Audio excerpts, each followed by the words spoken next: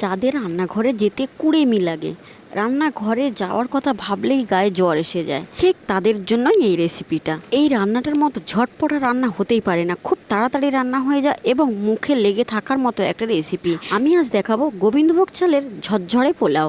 তো দেখো, চালটাকে আমি কিন্তু ভালো করে ধুয়ে জল ঝরিয়ে রেখে দিয়েছিলাম। পরে চালটার মধ্যে দিয়ে দেবো বেশ পরিমাণ মতো হলুদ ও নুন, পরিমাণ মতো চিনি আর বেশ খানিকটা আদা বাটা, আর অবশ্যই ঘি দিয়ে ভালো করে মেখে নিয়েছিলাম। দিয়ে ভালো করে মেখে বেশ খানিকক্ষণ ঢাকা দিয়ে রেখে দিয়েছিলাম।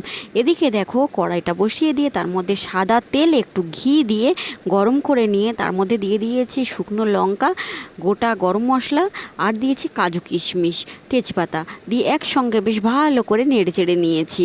তারপরে দেখো যে গোবিন্দভোগ চালটা আমি ঢাকা দিয়ে রেখেছিলাম, ওটাকে নিয়ে বেশ ভালো করে ভাজা ভাজা করে নেব।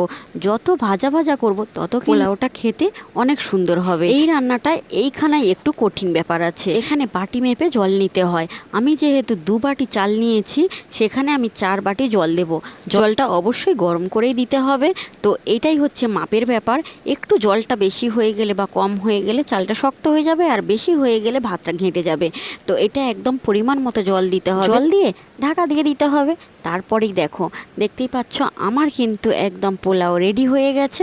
নামানোর আগে একটু ঘি দিয়ে আবারও নেড়ে চেড়ে তারপর ঢাকা দিয়ে রেখে দেবো। দেখো, ঢাকনাটা খোলার পরে দেখতেই পাচ্ছ যে কত ঝরঝরে হয়ে গেছে আর দেখতে কত সুন্দর হয়ে গেছে।